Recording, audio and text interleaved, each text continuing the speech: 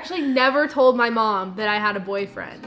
We're asking my mom what her best breakup advice is. I'm just watching them at the beach going, why aren't these two like dating?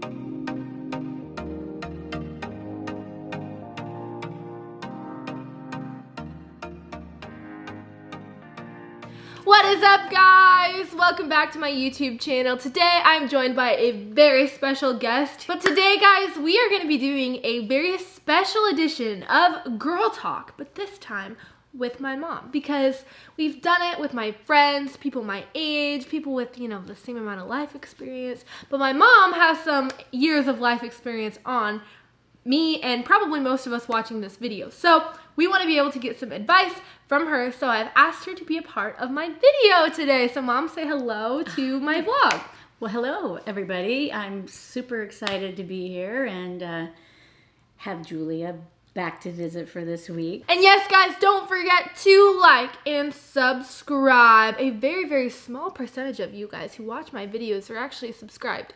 So what that means is that you like my content, but you don't like me enough to follow me. Or you've just forgotten. So I'm gonna pretend like you've just forgotten. And this time, I'm giving you another chance to subscribe. So without further ado, let's get into this video. The first question that we are wanting to know, I pray I will never use this advice because I don't intend on going through another breakup. For those of you who are going through a breakup or potentially could go through one someday and you just are kind of scared, we're asking my mom what her best breakup advice is. Okay, so yeah, I don't have this really cool, I did this and it worked out really well story because if I'm honest, I probably didn't handle my breakup super duper well. But I can tell you that from hindsight, I wish that I would have just pressed into the Lord more rather than like been bent out of shape because things didn't go my way. Also just trusting God more with your life and your plans. And when people let you down, when situations don't go as you had planned and disappoint you, just know that if you have asked the Lord to, you know, lead your life, you can rely that it's going to be okay. You know, He's got something else in store, or maybe He was sparing you from something down the road in this situation that wasn't good. That's hard. That's hard when you're brokenhearted to accept. That's hard to say, okay, Lord, I'm not going to get mad at, you know, this. But trust me, the other way is not the way to go. You know, just getting mad at the situation, going out there and behaving badly and adding to your trouble is not the way to do it. So if I had to tell you what not to do, it's what I did. So learn from other people's mistakes and save yourself some time. So our next question is, you know, kind of along these lines. I'm sure your answer is probably going to be pretty similar. But what would you go back and tell your high school self if you could right now? Go talk to her. Yeah, same kind of thing. You know, when we're younger, and even now, like I'm not sitting here saying, I have this all perfect, but you know, time and time again, it just boils down to not being so disappointed and when people fail you, because they're going to fail you. So I would tell my younger self to follow Jesus, not my heart, not my emotions, not my circumstances, but to follow Jesus. That's very good. Very, very good. Very insightful. So guys, listen to that advice if you're in high school or even out of high school, because somebody who's no longer in high school wishes they could go back and tell themselves that. All right, so a couple of you guys wanted to know how my mom reacted to me telling her that I had a boyfriend. I never told her. I actually never told my mom that I had a boyfriend. Because she knew already. Because he actually went and talked to her before he even asked me. So she knew what was going on before I knew what was going on. Yeah. But what was your first impression of Jacob? My first impression of Jacob was really good. I like Jacob and I liked him, you know, at my first impression. So it was good. I thought he was really a nice guy, like a good guy. Something about him that was just a little bit, like he just had this tender heart, you know, and just kind of a conscientious kind of person. So that was my first impression of him, and I believe I was right on that.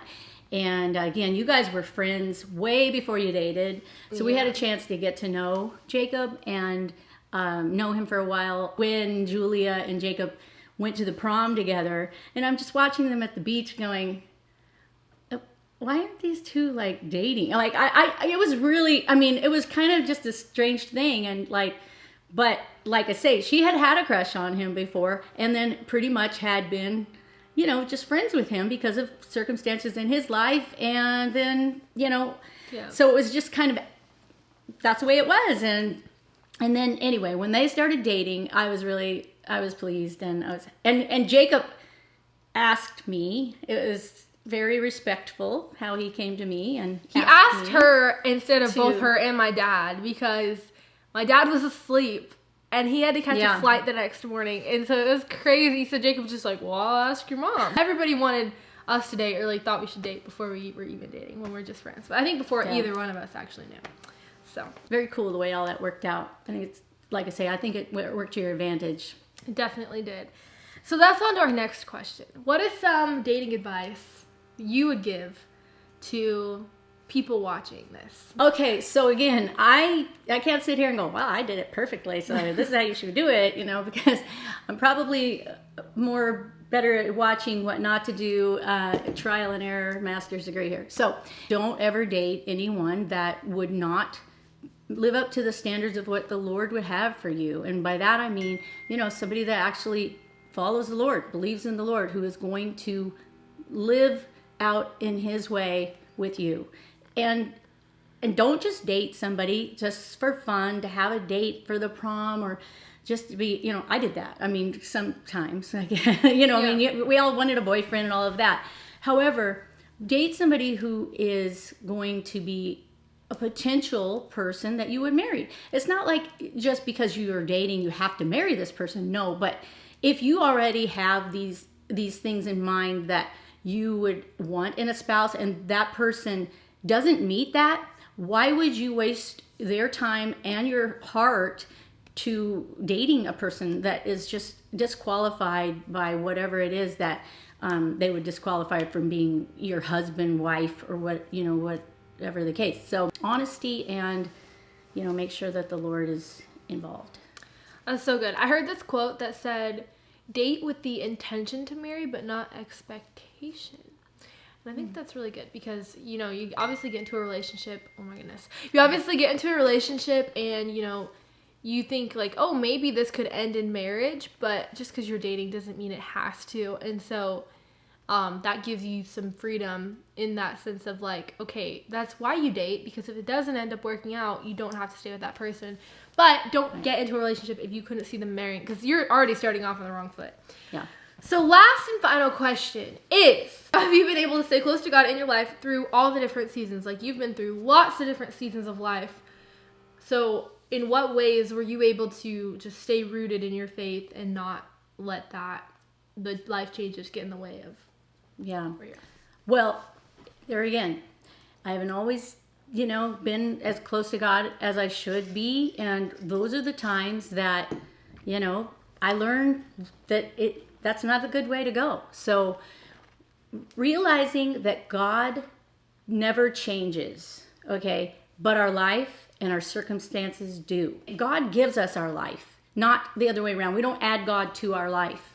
Like, we don't have this life over here and then we're going to add a little bit of God and, like he fits in over here and then our circumstances change, so we got to work him in on Tuesdays instead of Fridays. No, God is our life. We are dead without him.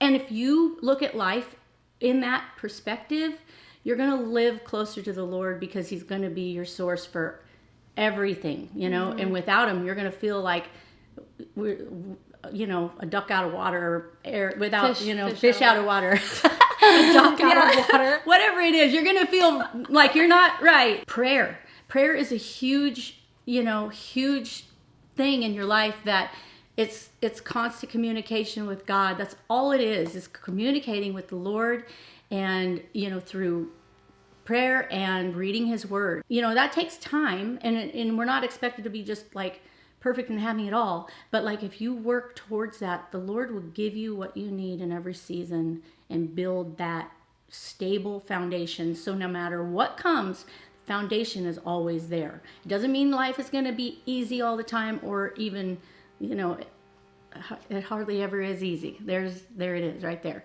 But with God, he's the one that, you know, never changes, never fails.